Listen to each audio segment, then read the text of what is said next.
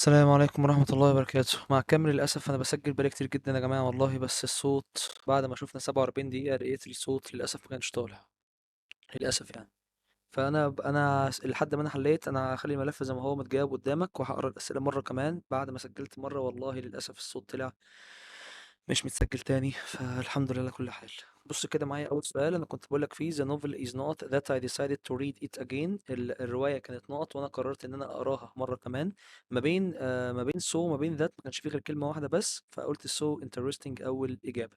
so interesting أول إجابة، لازم كنت آخد بالي منها كويس أوي. so interesting.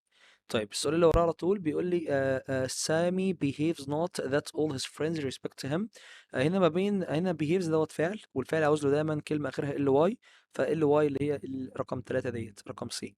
طيب هنا ما بين ذات وما بين سو في كلمة واحدة اللي هي polite، فتبقى so politely. اخترت التالتة مش التانية عشان ال واي.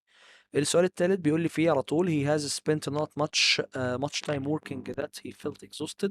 هو قضى وقت كان تعبان فيه جدا. هو much time working، انت المفروض ان كلمة much انا مش بعتبرها كلمة، والمفروض عشان تحط such يكون في صفة زي الاسم.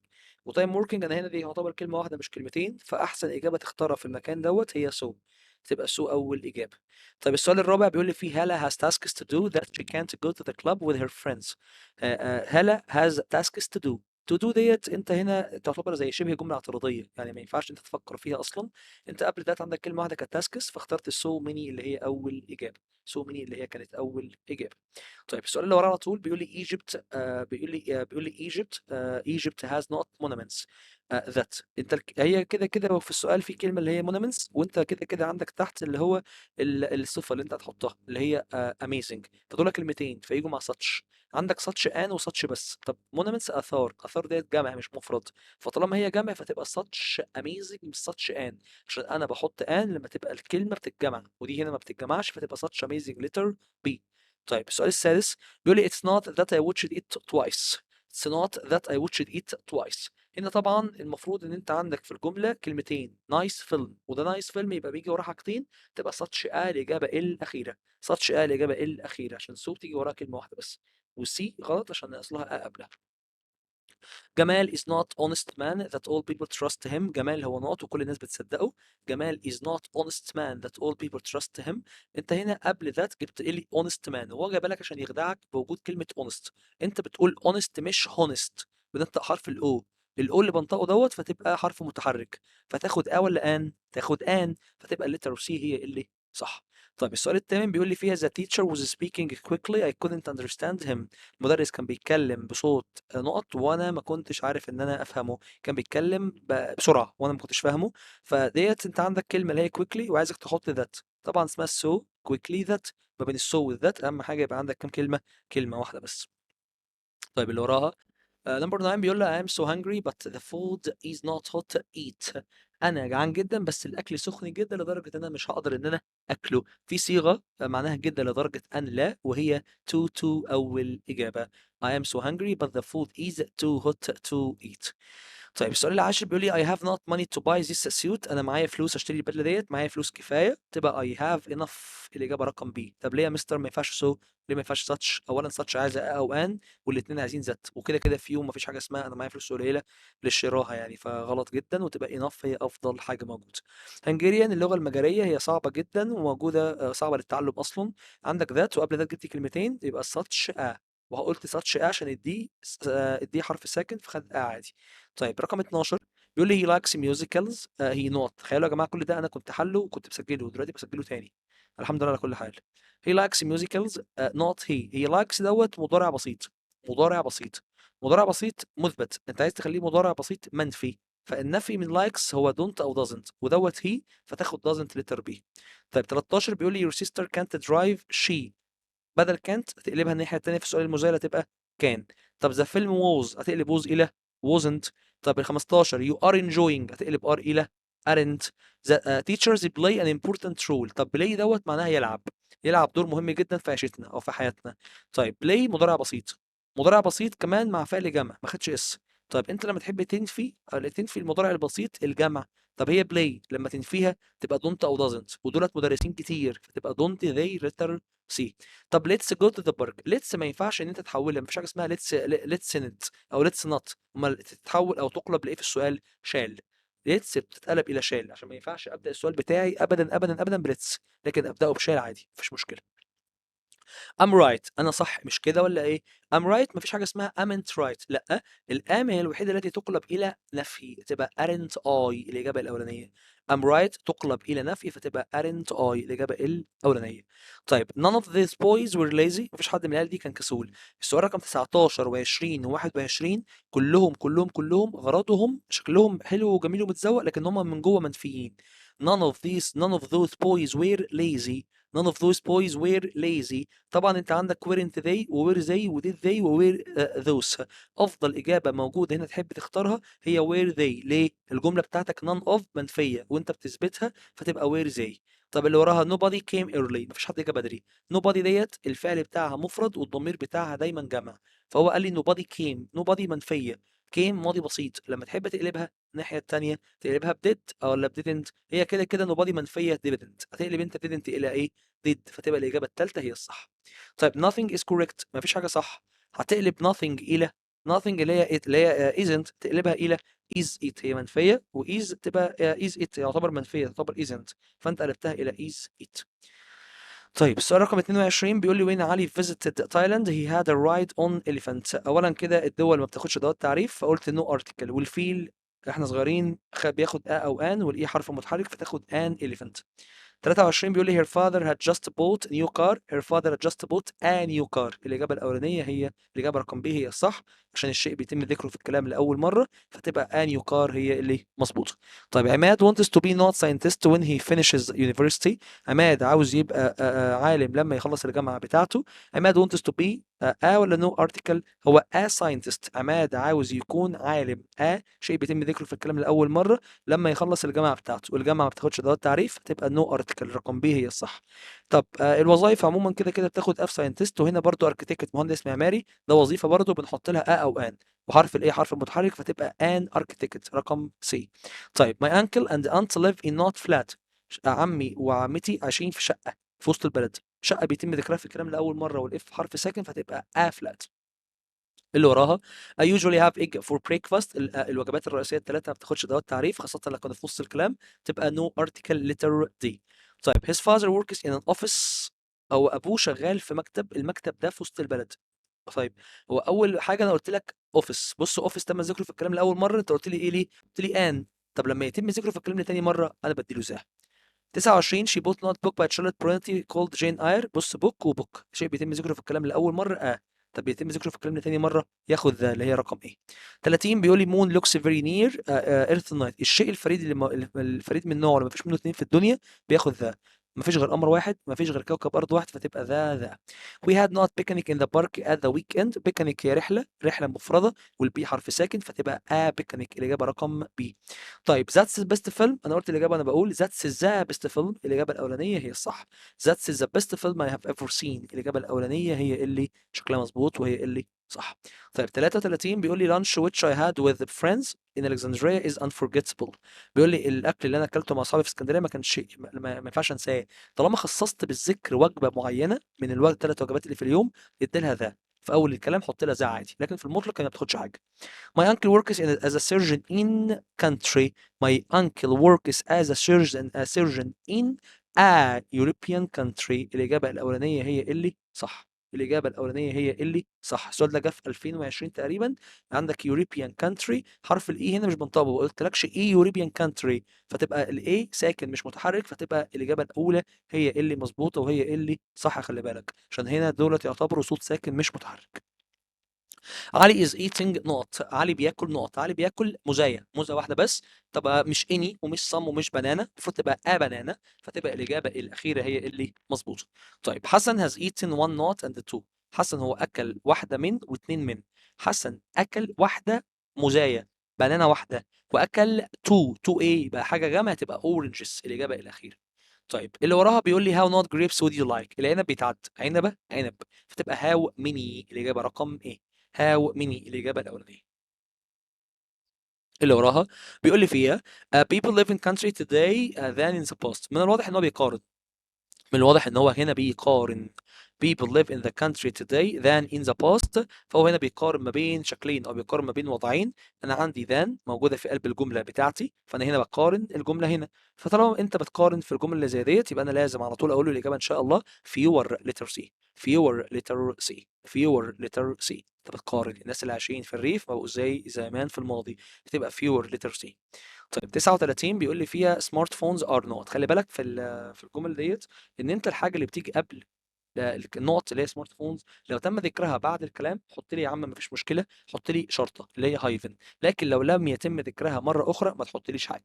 هنا سمارت فونز ار all over the world. سمارت فونز ار widely used. الاجابه رقم ايه هي الصح. ليه بقى؟ عشان انا ما قلتلكش شريط الموبايلات مره كمان بعد النقط، انا قلت لك الموبايلات السمارت فون في العالم كله widely used، بس الاجابه الاولانيه خلي بالك منها بالله عليك. طيب 40 بيقول لي Arabic is not in all. برضو لما يتم ذكر الحاجه مره كمان فتبقى widely spoken الاولانيه من غير شرط. طب هنا العربي هي لغه، العربي لغه، العربي لغه، تم ذكر الكلمه مرتين فحطيت شرط عادي اللي هي تبقى widely spoken. الاجابه الصح هي رقم بي. الاجابه الصح هي رقم بي. طيب ايه اللي وراها؟ كل ده كان بتجاوب وكل ده كان محلول، بس معلش سجلت ال 47 دقيقه وراح الحمد لله. اللي وراها على طول بيقول لي فيها if he not thirsty he would have drunk some water. بيقول لي لو هو كان عطشان لو هو كان شرب بعض من المياه. طيب اولا كده انت عندك في الجزئيات اللي زي ديت عندك فيها would have تصريف ثالث. طالما would have تصريف ثالث دي كده الحاله رقم 3، والحاله رقم 3 عاوزه لها دايما دايما دايما ماضي تام اللي هو had been. الاجابه رقم B. had been الاجابه رقم B. طيب اللي وراها I wouldn't have met حسن if at home. I would have تصريف تالت عاوز الناحية التانية ماضي تام اللي هو هتبقى had stayed. طب بص اللي وراها if the bark of a tree nods the tree dies. مضارع بسيط مضارع بسيط حالة صفرية حقيقة عامة. طب الشجرة هتموت dies. قبلها على طول هنا كان عندي مضارع بسيط برضو السي والدي. السي مضارع بسيط معلوم والدي مضارع بسيط مجهول. طب هل انا قلت لك مين اللي هيدمر لحاء الشجرة؟ ما قلتلكش، الجملة تبقى مجهولة تبقى الإجابة الأخيرة هي الصح is destroyed. الإجابة الأخيرة هي اللي شكلها مظبوط وهي اللي شكلها كويس. طيب اللي وراها 45 حلوة قوي قوي قوي قوي. بيقول لي if he read the story he give it to me. لو هو قرا القصة هيديها لي. هو الطبيعي ان انا اقول لك if he reads مش كده عشان مضارع بسيط، لكن هو ضحك عليك الفعل يقرأ قرأ. if he read if he read دوت ماضي بسيط. الماضي البسيط عاوز له ايه؟ عاوز له would، فتبقى الإجابة الثالثة هي اللي صح. If the money I had enough I would have bought a new house. الفلوس اللي معايا كفت أنا كنت اشتريت بيت جديد. If the money I had enough I would have bought a new house. If the money I had I would have bought. طرف الجملة التانية would have تصريف ثالث فأنا عاوز له ماضي تام تبقى had been. عاوز له ماضي تام فتبقى had been letter B. عاوز له ماضي تام فتبقى letter B. طيب اللي وراها على طول بيقول لي if he not he would have gone. برضه نفس الكلام بس المرة دي باسف. بيقول لي لو هو كان نوت كان يتم دعوته. if he had been invented هي ماضي تام كل حاجه الاولانيه او الثالثه، بس هو بيقول لك لو كان ادعى. طب مين اللي ما دعاهوش او مين اللي كان هيدعوه؟ ما انا مش عارف، تبقى ماضي تام مجهول احط بين في منتصف الكلام ما بين الهاد والتصريف الثالث تبقى had been invited letter C. طيب if water freezes to ice. if water freezes to ice ده مضارع بسيط اللي هو freezes. هقلبها الناحيه الثانيه مضارع بسيط برضو اللي هو تبقى does it turn. الاجابه الاولانيه هي الصح. الإجابة الأولانية هي اللي صح. ليه بقى؟ مضارع بسيط مضارع بسيط، الباقي كله مش مضارع بسيط. طيب اللي وراها بيقول لي هو طبعا ده سؤال ما ينفعش اقول له الترنز ويترن، انا بسأل ها does it turn مضارع بسيط مضارع بسيط عشان دي علامة استفهام اهي. اللي وراها بيقول لي if I wasn't busy I would come to your party. This means that I والله لو ما كنتش مشغول كنت جيت الحفلة بتاعتك. معنى كده ان انا مالي؟ معنى كده ان انا مشغول. ارجع بيها خطوة لورا، ارجع بالزمن بتاع السؤال في جملة this means دي خطوة لورا. فدي I wasn't busy ماضي ارجع بيها خليها مضارع فتبقى that I am busy معناها ان انا مشغول. طيب 50 بيقول لي if I hadn't been ill I would have worked harder. This means that I harder as I not ill. بيقول لي لو انا ما كنتش لو انا if I hadn't been ill لو انا ما كنتش مريض انا كنت اشتغلت بشكل احسن. This means that I harder as I. هي الجمله ديت ماضي تام حاله ثالثه. الحاله الثالثه ماضي تام ارجع خطوه لورا خليها ماضي بسيط. فين الماضي البسيط يا عم؟ letter B didn't work was. الاجابه رقم B هي اللي صح. طيب 51 بيقول لي فيها he played well he would have won. طرف الجمله would have won حاله رقم ثالثه. الحاله الثالثه الاف. عندي if وعندي had. احط if امتى؟ if he had played. الإجابة الأولانية حطها لما تبقى if he had played عشان تكون صح. طيب بص رقم 3، had he played. انا هنا بقى المفروض ان انا احط had. ليه بقى؟ عشان if المفروض يجي وراها ماضي تام كامل. if he had played. طب نشيل if، ممكن نحط مكانها مين؟ نحط had. رقم سي. طيب 52، you teacher I would force. would force دوت حاله كام؟ حاله ثانيه. would force دي كام؟ حاله رقم 2. مين بيعوض عن الحاله رقم 2؟ يا اما should يا اما where. بس الشوت عايزه بعدها فعل، ووير مش عايزه فعل، your teacher هنا مفيش فعل، فتبقى وير الاجابه الاولانيه.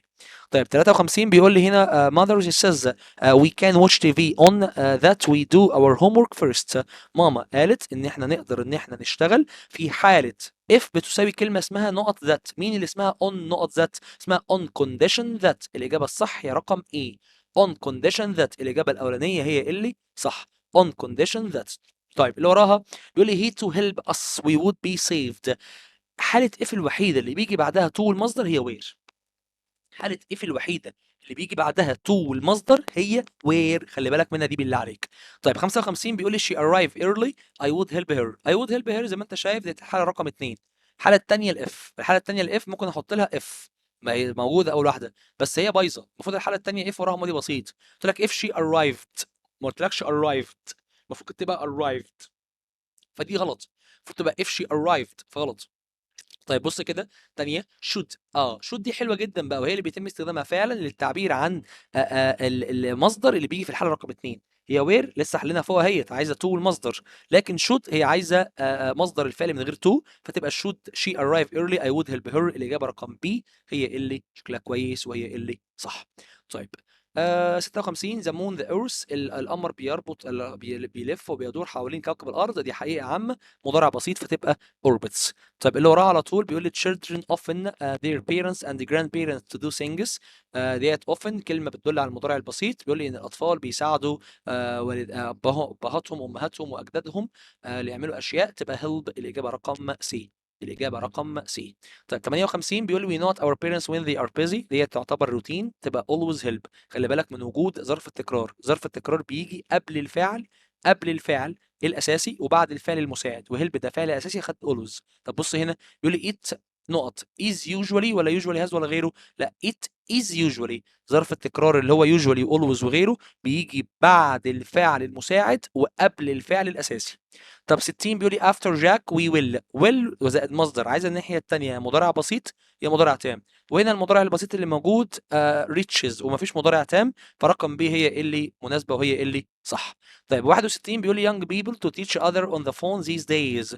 these days احدى الكلمات الداله على المضارع المستمر، كلمه داله على مضارع مستمر، فاجري على طول وقول له الاجابه ان شاء الله aren't talking. طيب اللي وراه على طول بيقول لي احنا نقط لندن بكره، رتبنا كل حاجه والفيزا معانا وحجزنا تذاكر.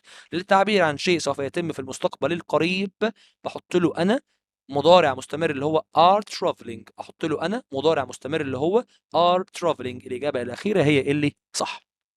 are traveling. طيب اللي وراها بيقول لي 63 بيقول لي I know that Alexandria is a beautiful city. الفعل think ممكن يكون معناه اتنين، يعني معناه يفكر او يعتقد. وهنا بقول لك انا بفكر ان اسكندريه مدينه حلوه ولا بعتقد؟ لا انا بعتقد. فهنا بيقول لي I know that Alexandria is beautiful city I think.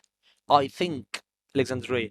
ما ينفعش الفعل لو بمعنى يعتقد احط له اي ان جي، لكن بمعنى يفكر زي في رقم 64 عادي. بص كده انا على حل المشكله، انا بفكر لحل المشكله، فوقتها تقول لي ام ثينكينج عادي. حط لي يا عم هنا وقتها المضارع المستمر اللي هو ام وايز وار واي ان جي. طيب 65 بيقول لي we not our parents when we are far away from them. احنا بنفقدهم جدا بيوحشونا. we miss. الاجابه رقم ايه. we miss احنا بيوحشونا جدا جدا جدا. الاجابه الاولانيه الفعل miss ما ينفعش يجي استمراري. طيب children delicious اللحم الفراخ انا اسف طبعا ريحتها حلوه smells. الاجابه رقم سي. الاجابه رقم سي. خلي بالك منها كويس قوي قوي قوي قوي. سميلز وتيست والحاجات ديت كلها ما بيتحطلهاش اي اضافه، فتبقى سميلز هي رقم سي هي اللي صح. اللي وراها بيقول لي في اللي وراها على طول that pencil to me can you give it back to me please. القلم ده ينتمي ليا، ممكن لو سمحت ترجعه لي، ممكن بعد اذنك تديه لي لو سمحت من فضلك. the pencil to me can you give back to me. القلم ده بتاعي ممكن تديه لي لو سمحت. فطبعا انسب اجابه موجوده هنا تقدر تختارها هي belongs letter B. belongs letter B اللي هي رقم B بمعنى ينتمي ليا بتاعي وما ينفعش احط له اي ان جي. طيب تانية ثانوي seem و mean to suppose. she hasn't said anything but grandma to have fun. اللي بيجي وراها to المصدر هي seems. seems زائد to be. seems زائد to be ديت بيجي وراها دايما الفعل في شكل المصدر. seems زائد to المصدر. وخلي بالك ان الفعل seem ما ينفعش ان هو يتبنى للمبني المجهول خالص خالص خالص. طيب اللي وراها على طول بيقول لي they were to arrive by now. المفروض ان ديت مبني المجهول were، انت عايز بعد were تصريف ثالث. طب suppose الاولانيه ديت هنا مش تصريف ثالث، المفروض تبقى supposed. طيب الاخيره المفروض تبقى meant.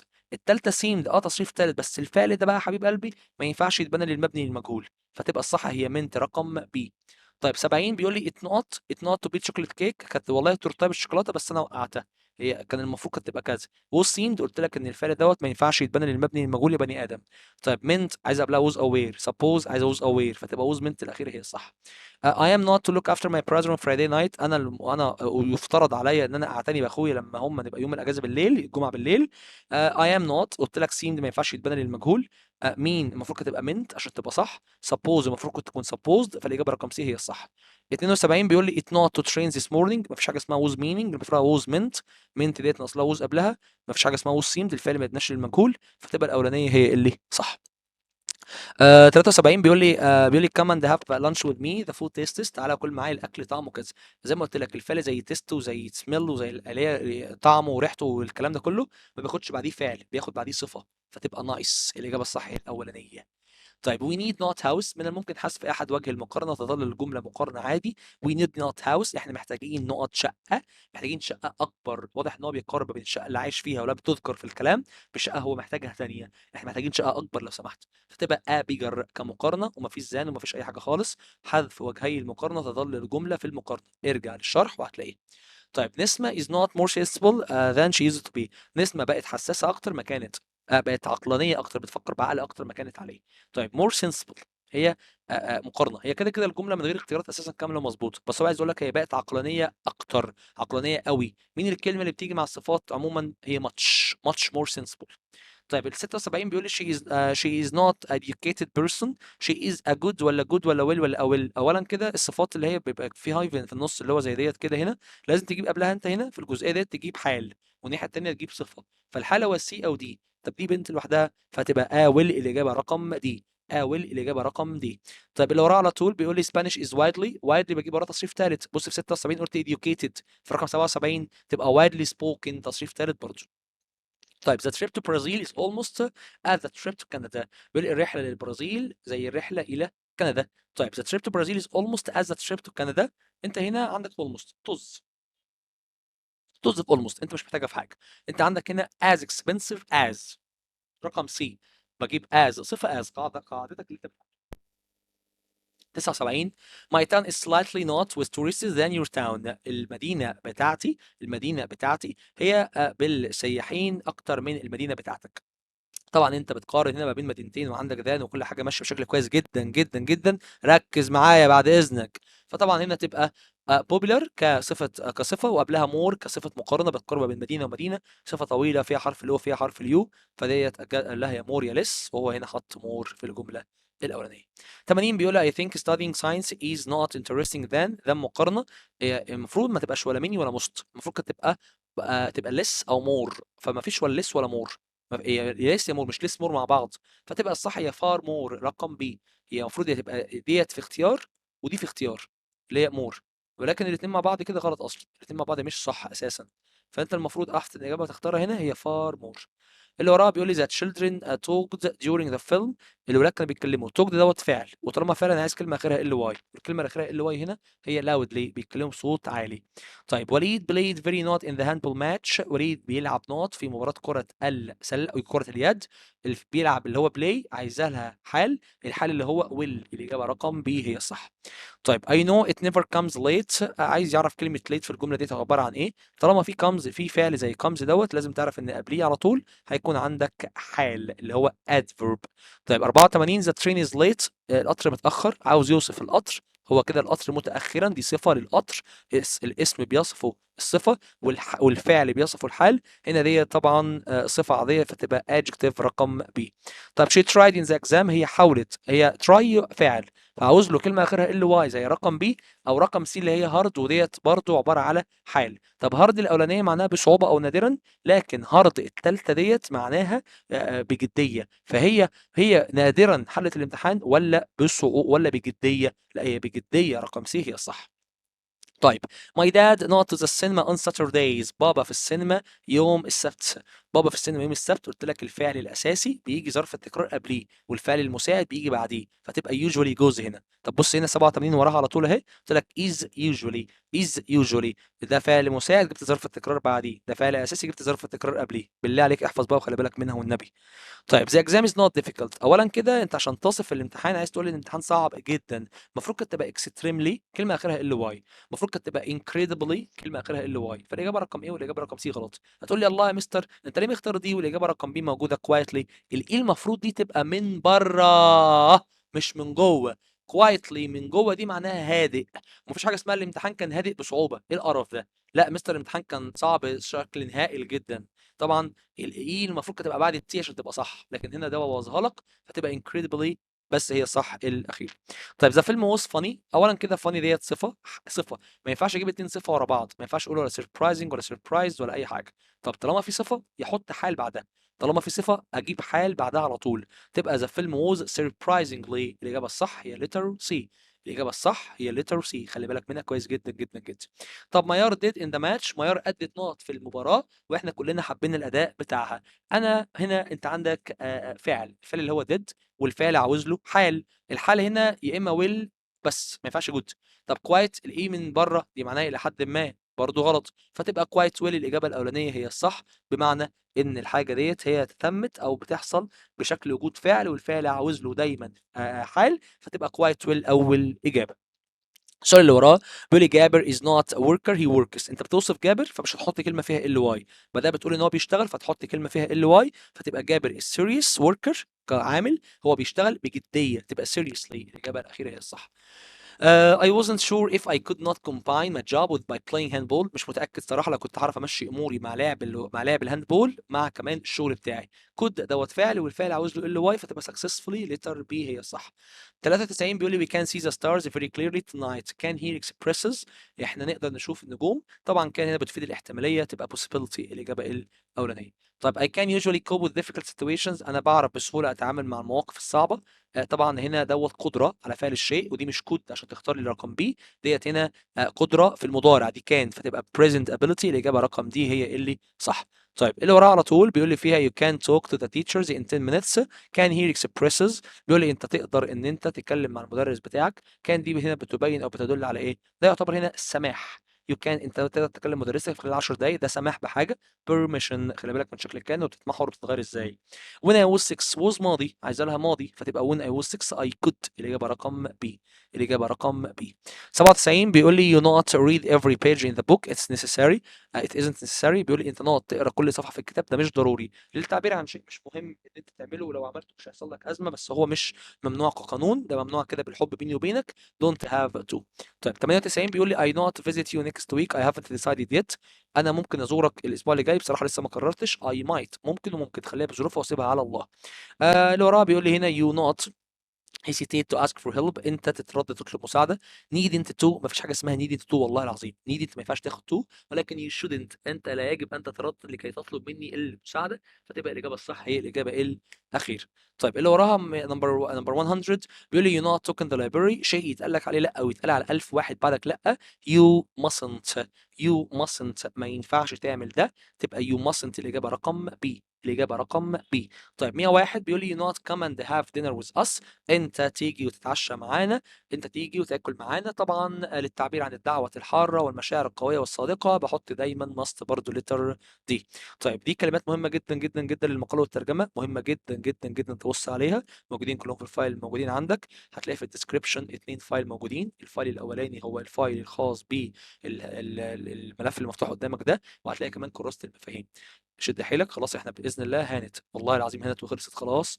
هانت، انت النهارده بتشوف الفيديو دوت، يعني معنى كده ان انت فاضل لك فيديو يوم الخميس وشكرا، انت فيديو يوم الاربع وشكرا رايح الامتحان يوم الخميس.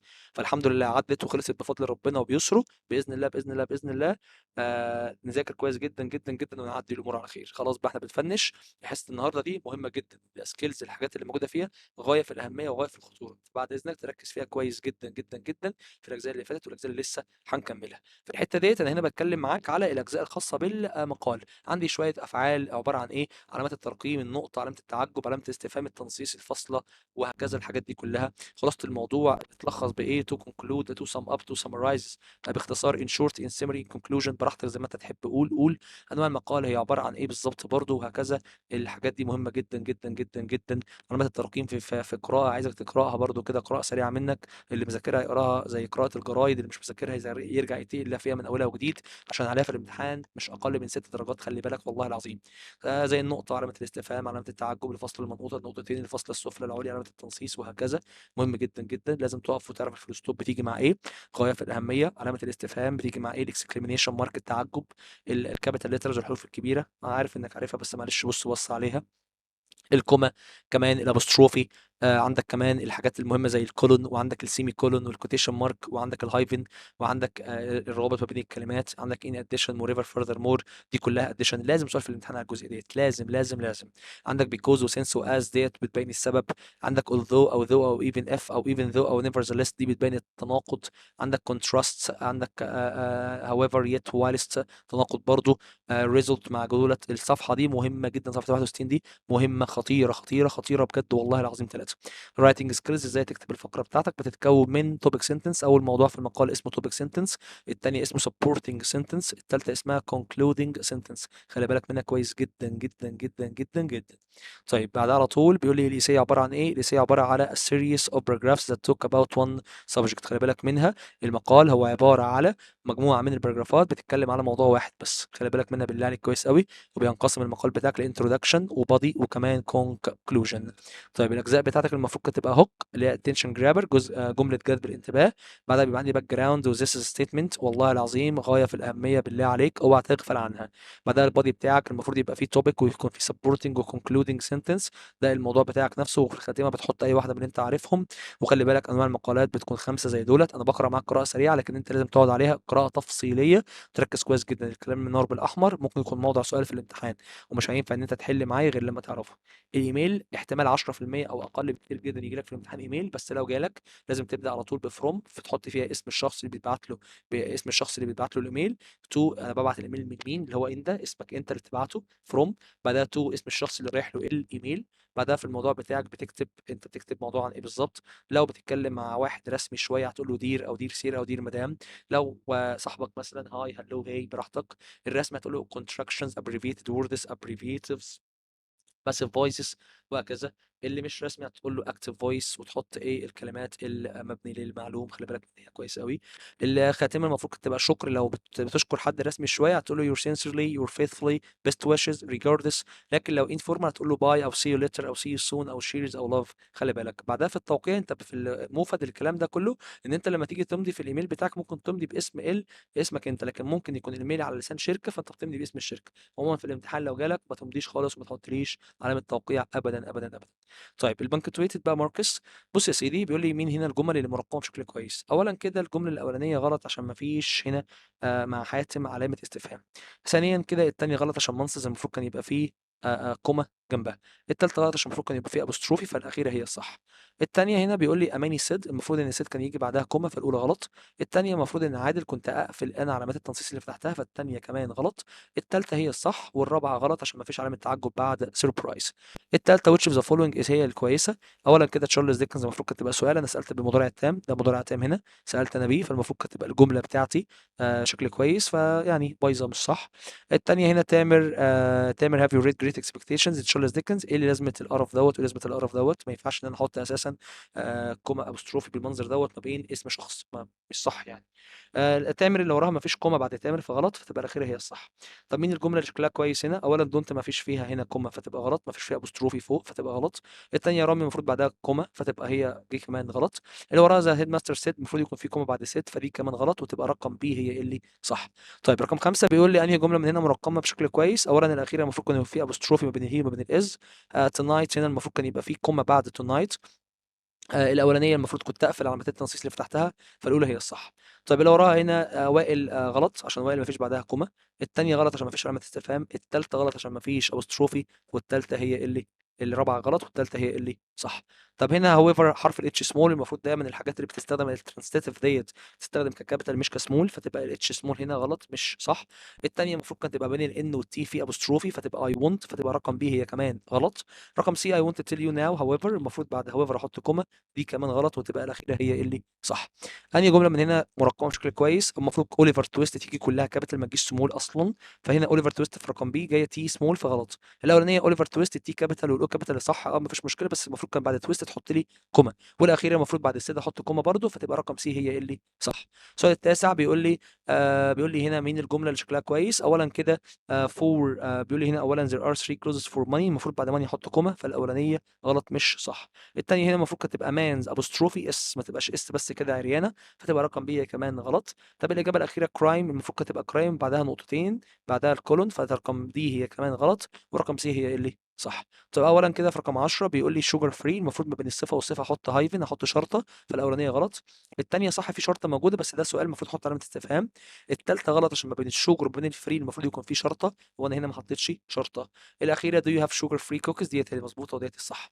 طيب ال 11 بيقول لي فيها لوك اوت كوما المفروض بعدها على طول، بس ديت هنا لوك اوت يعني احترس بيجي بعد علامه تعجب، فالاولانيه غلط. الثانيه قلت لك علامه تعجب مش علامه استفهام.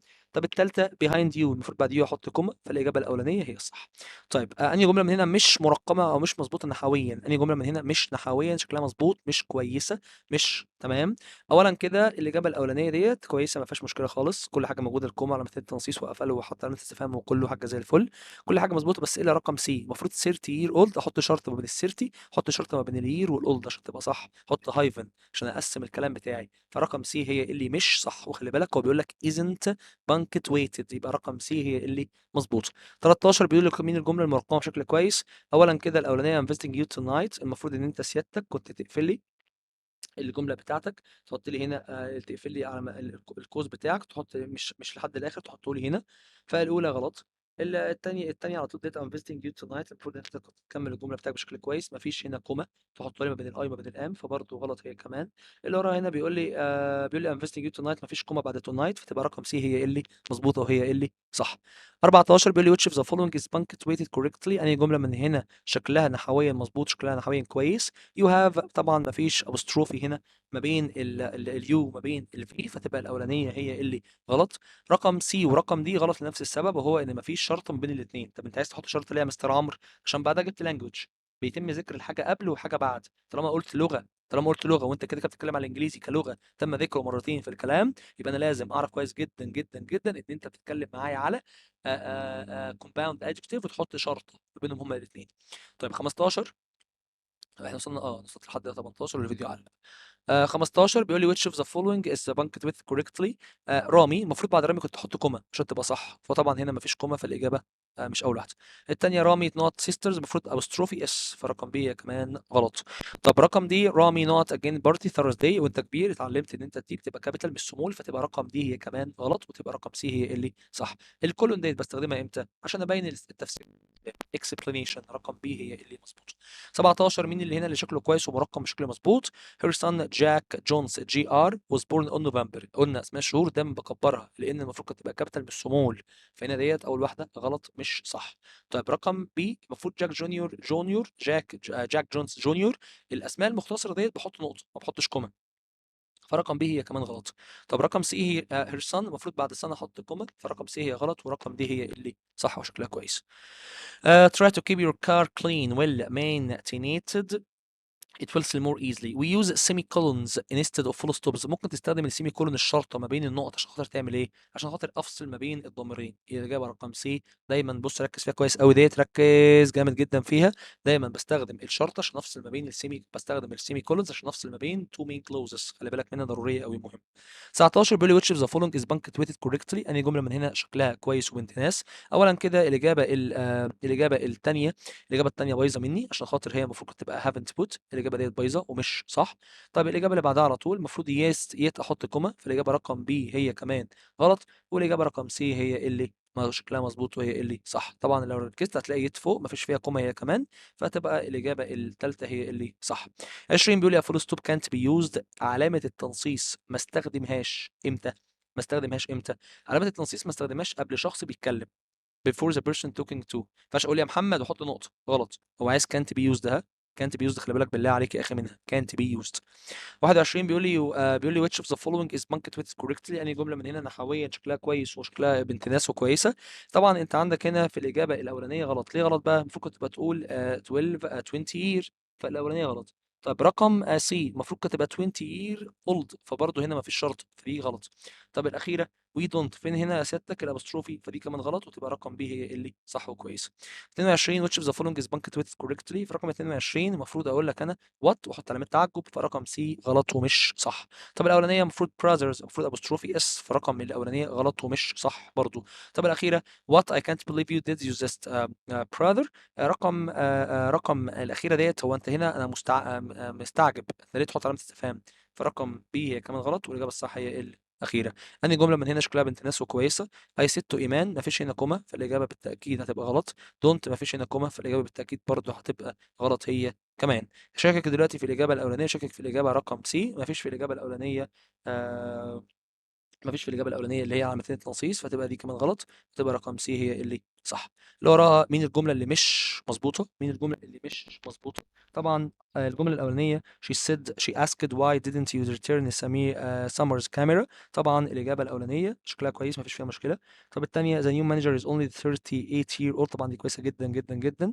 طب الإجابة رقم دي let's discuss Amin's proposal. يلا نشوف عرض الجواز اللي جاي اللي هيعرضه. طبعا دي كمان صح مفيش مشكلة. لكن الثالثة بقى هي اللي بايظة. ليه؟ عشان المفروض كنت تقول لي why are you making so much noise يا شريف، تحط لي بعد noise ديت تحط لي كوما عشان تبقى صح. فطبعا ديت اكتر واحده مش غلط او مش مظبوطه زي ما هو طالب مني في السؤال. طب اللي وراها على طول بيقول لي to make the following sentence correct punctuated. I not visited you if you had known you were ill. او عايزك تخلي الجمله دي مرقمه بشكل كويس. تعمل ايه؟ طبعا واضح جدا ان العيب موجود في الحته ديت، فعشان تسد العيب دوت لازم اضيف ايه من عندي انا. فرقم 25 انت لازم هنا تضيف سيادتك ابوستروفي ما بين الاي والدي، فتبقى رقم بي هي اللي صح. طب اللي وراها على طول آه نعمل كده بس. اللي وراها على طول بيقول لي which of the following is punctuated correctly. انهي جمله من هنا شكلها كويس وبنت ناس ومحترمه. هنا بيقول لي we were invited. هنا طبعا ما فيش كوما، فالاجابه رقم 26 الاجابه الثانيه غلط مش صح. هنا الاولانيه friends المفروض ابوستروفي اس، فالاجابه رقم ايه هي كمان غلط. الاخيره المفروض كانت تبقى تين شرطه يير شرطه اولد، فرقم دي هي كمان غلط، وتبقى رقم سي هي اللي صح. 27 بيقول لي to make the following sentences correctly punctuated. We are going to spend a 5-day holiday in Alexandria when we finish exams. واضح ان في عيب في المكان دوت فعلا. قلنا الشوجر فري شوجر بحط شرطه ما بينهم هما الاثنين، فلازم كنت احط داش شرطه ما بين 5 and day عشان تبقى الجمله بتاعتي بشكل كويس ومظبوط. طب اللي وراها على طول بيقول لي أنهي جملة من هنا مش مظبوطة. طبعا 20 سنة عمر شرطة وشرطة موجودة مفيش مشكلة فيها. اللي وراها على طول I bought a list of things دي كمان مظبوطة مفيش مشكلة فيها. يا ياسر وقف دوشة، حطيت فاصلة منقوطة عشان خاطر أنت بتزعجني. كلهم مظبوطين إلا رقم بي هي اللي بايظة. ليه بقى؟ المفروض كانت تبقى بعد next door to us حط كوما عشان أكمل الجملة بتاعتي بشكل كويس، فمفيش كوما، فبالتالي هي مرقمة غلط. فرقم بي هي الصح. 29 بيقول لي فيها which of the following is correctly. مين اللي شكله كويس؟ اولا كده my father said، هنا حطيت علامتي التنصيص وما كانش فيه كوما قبل said، فبالتالي الاجابه هتبقى خاطئه. الثانيه على طول حطيت هنا quotation، حطيت هنا علامه النقطه ديت، والمفروض احط علامه استفهام، فتبقى رقم بي هي كمان غلط. رقم سي المفروض تبقى تامر كوما، فتبقى الإجابة الأخيرة هي اللي صح. دي father مش father ست تامر. 30 بيقول لي which of the following sentence punctuated correctly. yes I am الإجابة رقم C غلط مش صح. المفروض yes I am الإجابة رقم C غلط ومش صح. طيب عندي الإجابة الأولانية اللي هي yes، المفروض بعد yes كنت أحط كوما، فالإجابة الأولانية غلط هي كمان. فاضل لي بي وتفضل لي دي. الحقيقة إن في رقم دي في غلطة صغيرة جدا، وإن هي الآي المفروض كانت تبقى كابيتال، فالصح هو الإجابة رقم 2. طيب اللي وراها بيقول لي أنهي جملة من هنا شكلها كويس جدا. وائل، المفروض هنا أحط كوما بعد وائل، ففي رقم 31 ما حطيتش كوما فبالتالي غلط. طيب رقم سي غلط هي كمان عشان الدبليو دي سمول، المفروض أدوات الاستفهام بتبقى كابيتال، ودي كمان غلط عشان الدبليو دي كمان سمول، فتبقى رقم دي هي اللي صح في 31. 32 sisters المفروض كنت احط ابوستروفي، فالاجابه الاولانيه غلط. هنا دوت انا هنا المفروض احط اختم علامتي التنصيص اللي فتحتهم واختمهم بيهم هم زي ما هم. هنا المفروض يقول لي علامتي تنصيص سد، بس قبل سد وقبل علامتين التنصيص احط هنا الكوما، هي مش موجوده اساسا، فتبقى الاجابه في رقم 32 هي الاخيره هي اللي صح. 33 هنا انا بقول لك وات وندرفul ايه ده، ايه الفكره الجامده دي، انا مش بسال وما باحطش نقطه، ما ينفعش ولا سؤال ولا نقطه. فطبعا وهنا ليتس طبعا مثلها apostrophe اس، فتبقى الاجابه الاولانيه هي اللي صح. 34 بيقول لي which sentence is punctuated correctly whenever you do in life. كلهم لحد هنا هم بالظبط مفيش اختلافات. مره بقى سيمي كولون ومره كوما ومره فول ستوب ومره كوما هي كمان. المفروض ان بعد الجمله اللي زي ديت ان انا بحط دايما احط كوما، فبالتالي هنا ديت بتفسر السبب مش عاوزها، ودي بتيجي في اخر الكلام وبعد الاختصارات وبعد الوظائف مش عاوزها برضو. فاضل الثانيه وفاضل الثالثه. do it with a passion، المفروض ان انا لما اديك فعل في شكل الامر اجيبه بكابيتال مش سمول، فدي غلط برضو هي كمان، وتبقى الاجابه رقم 2 هي الصح. اللي وراها بيقول لي واو، بيقول لي which of the which used in the blanks، تحط ايه في النقط يعني. واو المفروض بعد واو تحط ايه، علامه تعجب، اسمها علامه التعجب، هل question mark، طب هل فول ستوب، طب هل كوما، لا اسمها exclamation mark، علامه التعجب letter B. which can be used in blanks، تحط ايه في الفاضي اللي عندك، بيقول لك I found Clara apostrophe jacket on chair، تحط ايه شرطه من فوق، اسمها ايه، اسمها apostrophe، الاجابه رقم دي هي الصح. اللي وراه على طول بيقول لي which can be used in the blanks. Jack the carpenter made a cupboard. Jack carpenter make a cupboard، طبعا افضل حاجه ممكن تحطها هنا جاك نجار عمل دولاب، فافضل حاجه ممكن تحطها هنا طبعا هي الكوما، جاك كوما ذا كاربنتر كوما، الاجابه الاولانيه هي اللي شكلها كويس وهي اللي صح.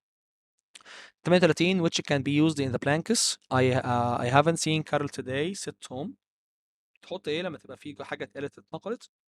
علامتيه تنصيص، ماذا تسمى علامتيه تنصيص، اسمها quotation marks، الإجابة الأخيرة. 39 بيقول لي فيها we use not to list more than two items، بنستخدم not عشان نحط عنصرين أو ثلاث عناصر في لستة معينة. بحط الإيه يا ترى، we use، ها قول كده ولا أقول أنا، to list more two items on not، طبعا بحط الكوما to list more than two items or names in the sentence، بقسم ما بين الاسماء بالكوما. علامه التعجب بحطها امتى، في رقم 40 تحط علامه التعجب لما تبقى بتبين ان انت مندهش او تبين ان انت مستغرب، تبقى to show surprise or excitement. 41 بيقول لي which punctuation mark is used when something is directly said by someone، تستخدم ايه لما يكون في حاجه اتقالت بواسطه حد. اعمل ايه انا، ايه عايز انقلها، طبعا علامتي التنصيص برضو تبقى speech marks، الاجابه letter B. طيب بعدها على طول بيبدا بقى شويه اسئله على الرايتنج، سؤال في الامتحان ابو درجتين في الاختيارات، ركز فيه كويس قوي قوي قوي قوي. بيقول لي not essays form of academic writing which is built around a detailed description ده اللي هو الوصف، فهو عايز مقال وصفي بكل بساطه. يا سلام شكرا على الغش. طيب انهي ترانزيشن بيبين السبب، مين الترانزيشن بيبين السبب هنا، اخت بيكوز مين due to، الاجابه الاخيره. بيقول لي في اللي بعدها a terrible accident happened in بنها which following complaints show result، عايز استخدم كلمه بتبين النتيجه. طب النتيجه تبان بواسطه مين، النتيجه تبان بواسطه so الاجابه رقم سي. لما تحفظ الصفحه اللي وريتها لك فوق غايه في الاهميه هتعرف كويس جدا كل اللي انا بقوله. 45 بيقول لك انهي جمله من هنا معناها على العموم، على العموم اللي هي تساوي مين بقى، in whole، على العموم بتساوي in whole اللي هي رقم سي on the whole. اللي وراه على طول بيقول لي بابا بيحب الموسيقى الكلاسيكية ولكن أنا على صعيد آخر بحب موسيقى الجاز. على صعيد آخر the other hand مش نفس الإيد، on the other hand مش نفس الإيد، شيل يا عم، شيل يا عم. On the other hand الإجابة letter B.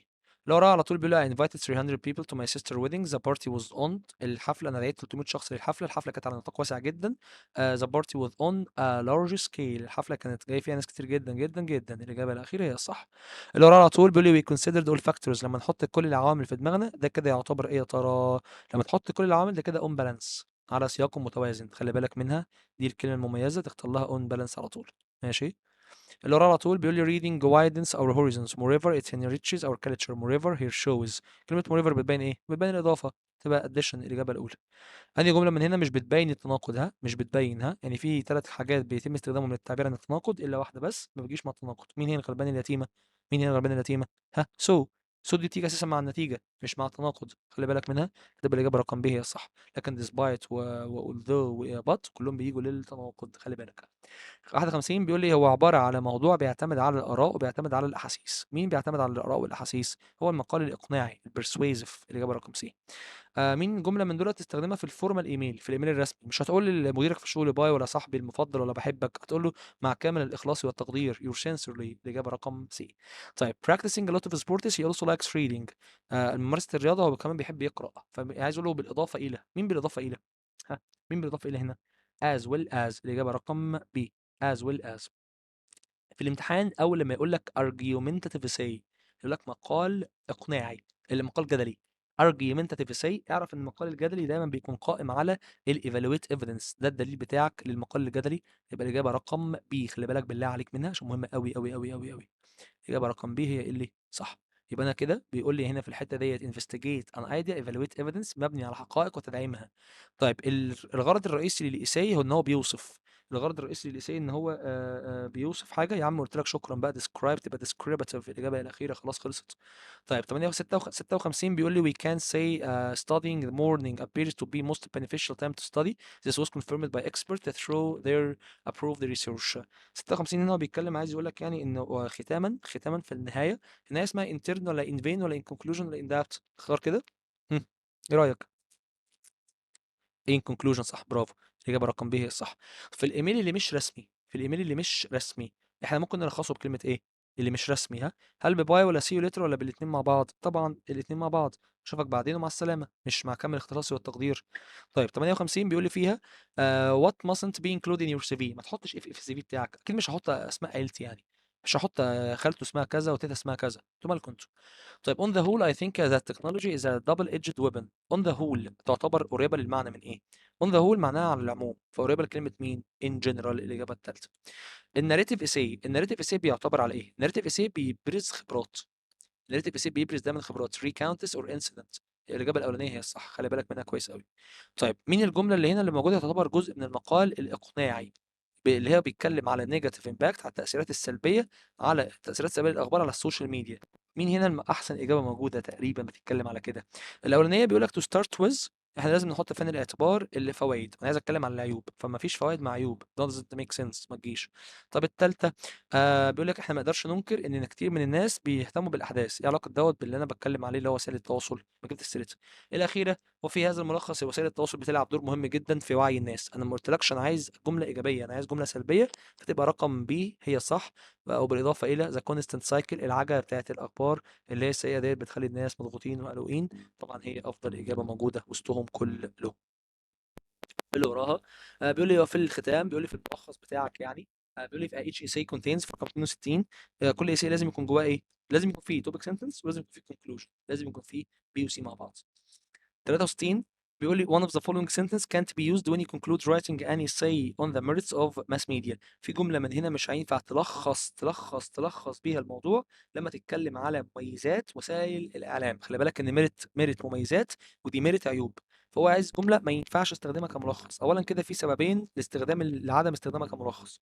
أول حاجة أنت opinion مش بختم بيها الكلام على الأغلب. كمان بيقول لك إن وسائل التواصل ليها عيوب، أنا عايز أتكلم على مميزاتها مش على عيوبها، فتبقى رقم بي هي اللي مظبوطه وهي اللي صح.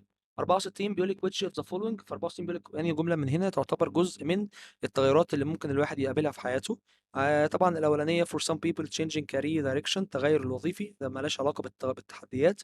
طب الثانيه lack of work experience، نقص الخبره، مالهاش علاقه بالتحديات. ولكن بص الثالثه، اعتقد ان انا personally اعتقد شخصيا ان انا قابلت خبرات كتير جدا تبعا للمواقف المختلفه اللي انا اتحطيت فيها. هو عايز جملة تبقى موجودة على تحديات أنت واجهتها في الحياة. طبعا أفضل إجابة هي personally letter C.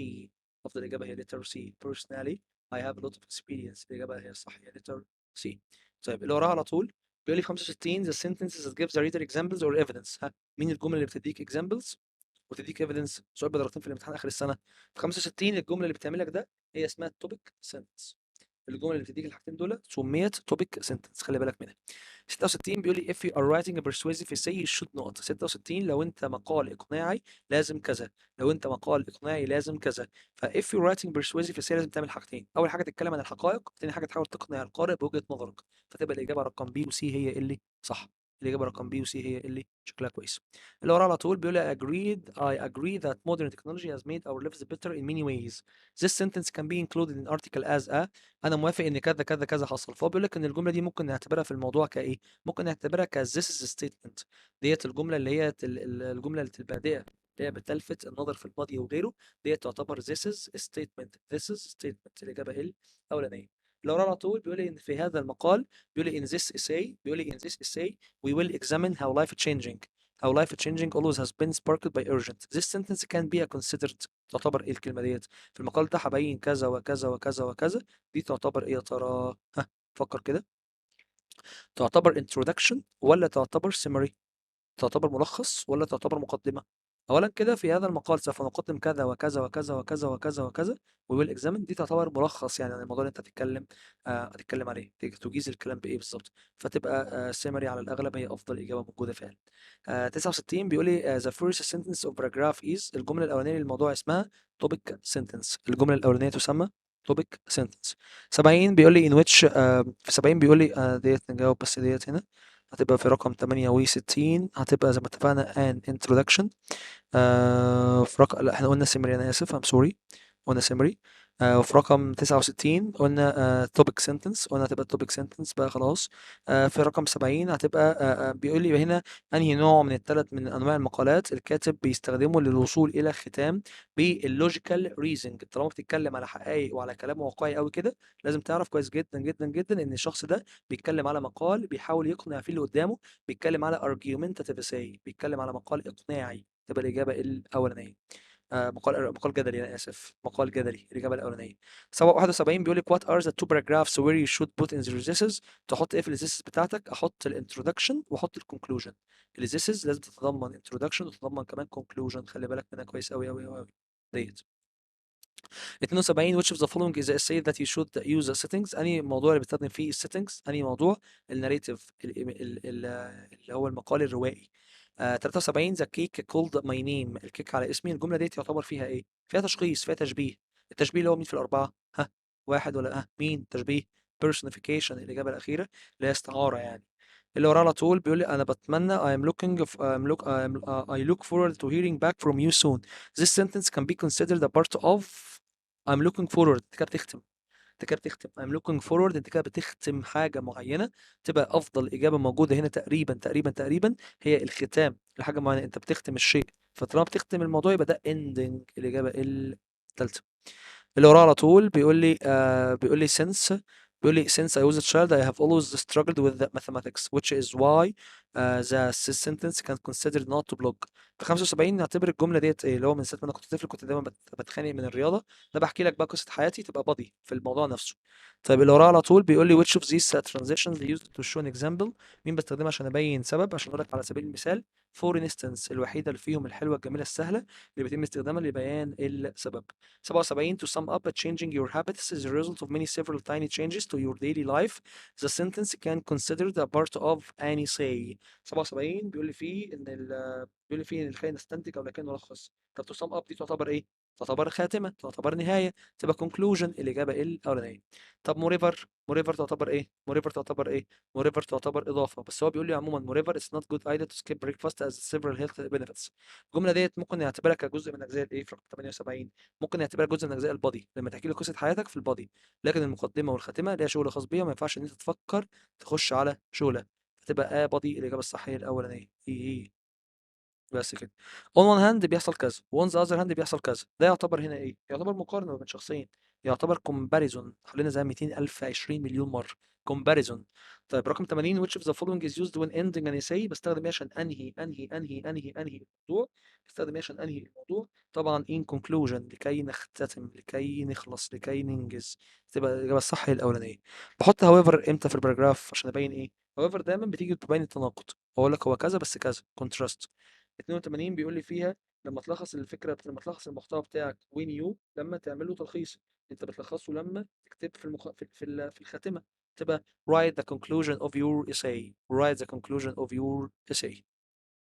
اللي وراها بيقول لي فيها في اللي بعدها على طول، بيقول لي when writing an essay paragraph you start with a or an sentence. لما تكتب الموضوع بتاعك بيبدأ بالإيه؟ بيبدأ بالإيه؟ بيبدأ بالintroductory، اللي جملة البداية، جملة التي تبدأ، جملة البدء. يبقى رقم سي هي الصح. we use not when we wanted to introduce the summary. بنستخدم ايه عشان نقدم الملخص؟ نستخدم ايه عشان نقدم الملخص؟ يا ترى not at all ولا first of all ولا all in all؟ هي all in all. يعني ايه all in all؟ يعني على العموم. حتى الكلمة تلاقيها شاملة كده كله، على العموم يا جماعة كذا كذا كذا كذا. all in all هي الصح. when you conclude your essay you should not. لما تيجي بتختتم او بتخلص المقال بتاعك لازم ان انت في رقم 85 لما تيجي تختم مقالك لازم ان انت بتعمل exclude للsupporting ideas. بتعمل استبعاد. exclude دي معناها استبعاد.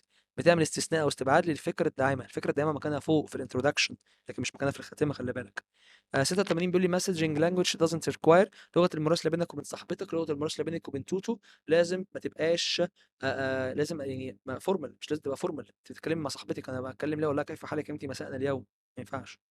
consequently in paragraph when I say to. كلمة consequently دايما بيتم استخدامها لبيان نتيجة حاجة معينة. to introduce result of something.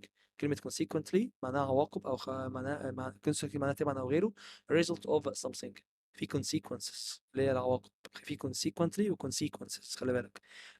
يقول لي your essay introduction should إنتاج المقال بتاعك. إنتاج المقال بتاعك لازم يتضمن إيه؟ لازم include an open hook to catch the reader attention. لازم أتضمن سؤال أو جملة حلوة تلفت نظر السامع أو تلفت نظر القارئ. فتبقى طبعا أفضل إجابة لازم أقولها هنا وأكد عليها مليون المرة، مليون مرة لازم أكد عليها، لازم تتضمن opening hook to catch the reader attention. الإجابة رقم ب هي الصح. اللي وراه على طول الناريتيف إيساي يعتبر one that. الناريتيف إيساي يعتبر إيه؟ الناريتيف إيساي بيحكي لنا حدوتة قلنا تبقى tell the story about كذا. احنا عايشين في مدينة ملوثة وان هي لسه بنعاني من الهواء ومن المية ومن الدوشة ومن التلوث. الجملة دي بتبين ايه في رقم 90؟ الجملة ديت هل بتبين مقارنة؟ ما مش بتقارن. طب بتبين اسباب التلوث؟ ما قالتش الاسباب، قال لك انا بعاني من كذا ومن كذا ومن كذا بس ما قلتلكش هو ايه اللي بيخليني اعاني. فانا هنا ما بينتش الاسباب بتاعتي. فطبعا الاجابه في رقم ب هي كمان غلط. طيب نعمل ايه يا مستر في رقم 90 دي اللي محيرانا ولا محيراك ولا حاجه؟ الاجابه رقم الاخيره دي اللي هو ازاي نحلها، انا ما قلتش ازاي نحلها لكن انا اتكلمت في رقم سي على عموما على الخبره او على التجربه اللي تمت عندي في الجمله في رقم 90 هنا. اتكلمت على الحاجه اللي تمت، انا اسف، تبقى رقم سي هي الصح. انا ولا عملت مقارنه ولا عملت اسباب ولا عملت اي حاجه. تبقى focus on the problem of pollution its forms. تبقى رقم سي هي اللي صح. اللي وراها على طول 91 بيقول لي which of the following sentences can use to start an essay over population. افضل اجابه تختارها هنا. هو عايز يستخدم موضوع عشان يستخدمه كستارت كبدايه. تصوم الاولانيه sum up ديت انت بتختم بيها. طيب الأخيرة however ما ينفعش تبدأ فيها بسم الله الرحمن الرحيم مع ذلك in addition في نص الموضوع. لكن تتكلم على حاجة بسم الله الرحمن الرحيم أنت بتبدأ الموضوع بتاعك ممكن تقول له بكل بساطة، تقول له بكل أريحية، تقول له it's taken for granted. تبدأ الموضوع تخش فيه على طول. تتكلم على وسائل الازدحام السكاني والكثرة بتاعت المواطنين بتاعتنا. when finishing an essay or keeping safe you can use. لما تستخدم مقال تظل آمنا يعني. keeping safe رقم 92 ديت أنت تعمل إيه؟ المفروض إن أنت you use when finishing. أنا خلصت يبقى أنا هعمل إيه؟ هعمل conclusion، هعمل خاتمة، هعمل التالتة. اللي وراها بيقول لي فيها when you start writing an essay about newly located Cairo Museum you can use. لما تبدأ تكتب مقال على الأماكن الجديدة لمتحف القاهرة. لما تيجي تبدأ على متحف القاهرة فأنت تبدأ تقول له مريفر في نص الموضوع لا. تو سم اب نهاية الموضوع لا. أول في نص الموضوع لا. لكن without a doubt بدون أدنى شك ديت كده كده أنا محفظها لك أساسا فاكر. تيجي دايما في بداية الموضوع. 94 which of the following can be used to show contrast. التناقض يبان بإيه؟ التناقض يبان بمين؟ التناقض يبان بأنهي كلمة؟ contrast ألا وهو التناقض ممكن يبان بكلمة because خلي بالك.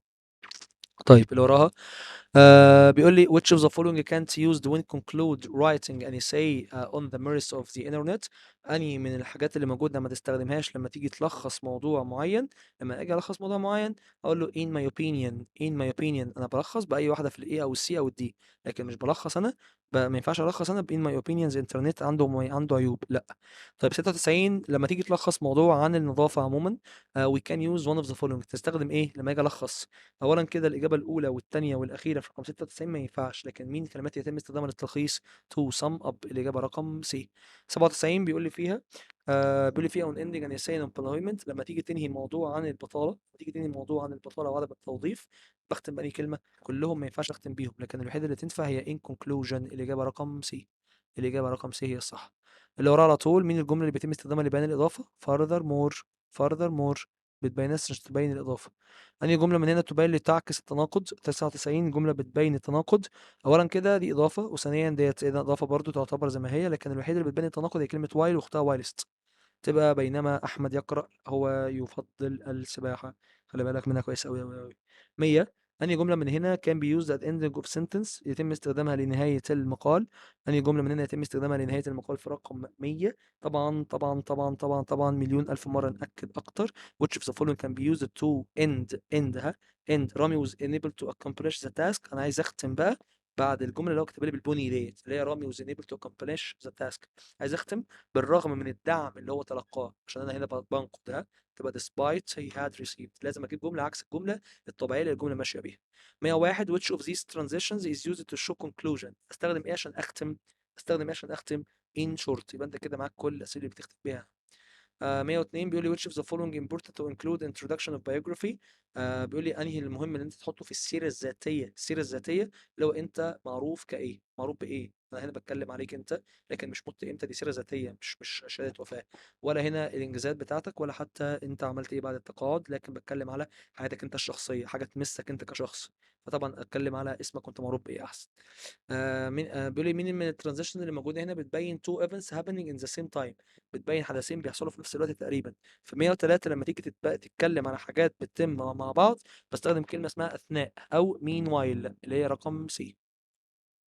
مين الترانزيشن اللي موجوده بتبين الاوبينيون؟ بتبين اللي هو الايه اللي رايك انت الشخصي، هو يعني كل واحد حر في رايه. مين في دول يبين الراي؟ طبعا personally شخصيا. الاجابه رقم بي. طيب 105 بيقول لك which of the following sentence can be used to start an essay to study tips. موضوعي للبدايه however ما يبداش بيها و also ما يبداش بيها.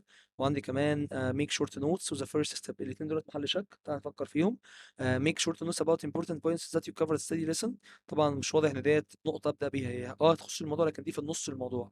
لكن انا عايز ابدا اقول له ان اول خطوه ليك كده دي بدايه محترمه ان انت تعمل مراجعه وان انت تراجع وتعمل خطه وهكذا. طيب مين الترانزيشن اللي موجوده هنا بيتم استخدامه للتعبير عن النتيجه او حاجه اخرى؟ النتيجه او حاجه اخرى اللي هي as a result. هي كده كده باينه اساسا result و result مش محتاجه كلام اصلا. as a result. طيب اللي وراها ازاي تكتب مقال؟ اولا كده المقال بيبقى في منتصف الكلام، بتترك مسافه 4 حروف ثم نبدا بحرف كبير وتشمل على التعريف ثم الادوان. الموضوع دوت مهم جدا، بالله عليكم يا جماعه والنبي ابوس ايديكم. والمقالات ديت مهمه جدا برضه، خد لك بص عليها. انا ضد حفظ المقالات، لكن لو شفت الموضوع تقيل بص عليه بصه سريعه عشان خاطر تبقى انت عارف كل الموضوع بيتكلم عن ايه، واحتماليه واحده فيهم في الامتحان ان شاء الله لو ربنا كان كريم واراد. ربنا كريم ان شاء الله باذن الله كده كده ويجيب لنا حاجه من دي. الصفحه ديت مهمه جدا جدا جدا جدا جدا، وفيها كلمات مهمه جدا جدا جدا مليون الف مره تخص الترجمه. تخص الترجمه. تعالى بقى نشوف مع بعض التراجم هتمشي ازاي مع بعضينا، نحل مع بعض حاجه 40 ترجمه نشوف الامور هتمشي ازاي. اولا كده اول سؤال، كده كده انا مش هقرا الانجليش، لما احتاجه هرجع له. بص كده اولا كده كلها تقف تقف وتشارك وتقف تقف وتشارك. اتنين واتنين ارجع. بيقول لي وومن ستاند. طالما وومن ستاند يبقى المرأة ديت بتقف مش بتشارك، فتبقى رقم الالف الف هتبقى غلط، وتشارك هي كمان دي كمان غلط. وبيقول لي هنا كمان ان هي بتحقق الرفاهية، هو كلها تقدم الا دي رفاهية، فدي كمان تكون غلط وتبقى رقم بي هي صح. رقم ب هي اللي صح. طيب إيه اللي وراها على طول؟ بيقول لي فيها لقد جعلت الحياة، حاول توقف الفيديو تحل التراجم وترجع تحل معايا. لقد جعلت الحياة الحديثة وكلهم التقدم، فبالتالي كلمة الحياة غلط ومش صح. طب اللي وراها على طول بيقول لي ثقافة، كلهم حضارة إلا دي ثقافة، فدي كمان غلط مش صح. بدل الحياة الحديثة ولا واحدة فيهم حياة حديثة، فتبقى رقم ب هي كمان اللي صح. طيب اللي وراها بيقول لي على طول في اللي بعدها هنا إن الإرهاق مشكلة. الإرهاق مشكلة من العمل، كلها من الناس إلا دي من العمل، فدي غلط. طيب أولًا كده كمية، كلّهم دقة العمل أو كلّهم العمل نفسه دقة، فتبقى رقم كمية ديّة غلط هي كمان. اتفضلي لتقليل، أنا عايز للتخلُّص مش التقليل، فدي كمان غلط وتبقى رقم ج هي اللي صح. رقم ج هي اللي مضبوطة، شكلها كويس جدًا، جدًا، جدًا وأقدر إن أنا أستخدمها. طيب هو مش عايز يظلِّل معايا، بس عمومًا أديكم عرفتوا إن هي هتبقى رقم ج يعني. رقم ج، رقم ج، رقم ج. طيب اللي وراها على طول بيقول لي نحن نعيش في عصر التكنولوجيا. أولًا كده هو كلّه إنترنت أو هو في الجملة نفسها انترنت، فالتكنولوجيا ديت غلط خالص، والفضاء برضو غلط خالص. وعندي كمان رقم ب ورقم د افضل حاجة موجودة، وهنا بيقول لي في بلدان اكثر، الوحيدة اللي دي كانت اعظم، بالتالي رقم ب هي اللي صح. ب، عشان هي كلهم اكثر وديت الوحيدة اللي هي اعظم. طيب اللي وراها بيقول لي يعتمد النقل. اولا كده يعتمد النقل، هنا انت عايز تتكلم معايا على موضوع مهم قوي. طب ايه هو الموضوع المهم دوت؟ اول حاجة خلينا كده نشيلها، لحظة واحدة بعد اذنكم. بس كده نكمل. يعتمد النقل يعتمد النقل والكثير من الصناعات بشكل كامل على النفط. يعتمد النقل والكثير من الصناعات على النفط. عايز اتكلم على افضل حاجه ممكن استخدمها هنا عشان خاطر اضيع اللي انا ما ينفعش ان انا اختار. اولا كده انت عندك فاكتورز ار كلهم ار الا اللي هي رقم الا اللي هي رقم الاولانيه. اولا كده هي فاكتورز، هي دي غلط، دي مش صح. مفيش فاكتورز خلاص في الباقي. بعدها بيقول لي بعدها بيقول لي فلايتس اند ميني اندستريز، برضه دي كمان غلط ومش صح. بص كده على المقارنه مع الباقي مش موجوده. بعدها بيقول لي اندستريالز كومبليتلي، طب فين هنا الار اللي موجوده؟ فدي كمان هي كمان غلط، وتبقى رقم دي هي صح. رقم دي هي اللي صح. اللي وراها مش عارف باينه ولا مش باينه، بس ان شاء الله يكون باينه، دي هي الصح. اللي وراها الحرمان البيئي. اولا كده هو الحرمان البيئي بيقول لك هنا ان هو غياب الظروف. هو انت لو عارف يعني ايه كلمه غياب حليت صح خلاص. هي كلمه غياب معناها absence، معناها absence. طب absence اللي هي مين فيهم الموجوده؟ absence اللي هي رقم قبل ما اقول لك اللي هي رقم كام، اولا كده كلمه result ديت بوظت اول واحده. ثانيا كمان الكلمه الاخيره خالص اللي هي environmental deprivation its preservance اللي هو presence، برضه دي كمان غلط. الغياب اللي هو absence رقم B ورقم C كمان. طب اختار انا انهي واحده فيهم على اساس ايه؟ ركز كده شويه جدا. بيقول لك ان الاولانيه environmental deprivation is the absence و absence of environmental و emotional. هي مش emotional طبعا، هي environmental، فتبقى رقم سي هي اللي صح. اللي وراها 7. تسعى الحكومة جاهدة the government hopes. طبعا الحكومة بتسعى مش hopes خالص، hopes دي تأمل، فتبقى hopes برضو هي كمان غلط مش صح. طيب بص كده على بص كده على الأخيرة، بيقول لي seeks to decrease، الحكومة بتسعى للتقليل، طبعا كلام كذب وكلام غلط، فتبقى decrease هي كمان لأ مش صح. طيب بص رقم بي، بيقول لي the government seeks to control prices by various means it tries several، تبقى رقم ديت غلط ومش صح. it tries several ديت غلط ومش صح خالص خالص خالص. خلي بالك منها كويس جدا بالله عليك. ديت غلط ومش صح. الترايسيبل غلط غلط غلط، مش موجودة في الباقي خالص، فتبقى غلط ومش صح. طيب 8 بيقول لي لابد أن يغير الناس من عاداتهم الاستهلاكية السيئة بمقاطعة التجار الجشعين والتوقف عن تخزين السلع. طبعا أنت عندك هنا عندك هنا في أول واحدة كلمة كنترول هي اللي غلط، لما تركز مش هتلاقيها موجودة، هتلاقي ريديوس. كنترول غلط. عندك كلمة برودكشن، المفروض هي مش بات برودكشن، هي بات كونسيومبشن، ده إنتاج وأنا عندي استهلاك، فدي كمان غلط. عندي necessary buying necessary غلط حضرتك، كلهم unnecessary إلا ديت necessary، فتبقى رقم بي هي اللي مظبوط، هي اللي شكلها صح وشكلها كويس.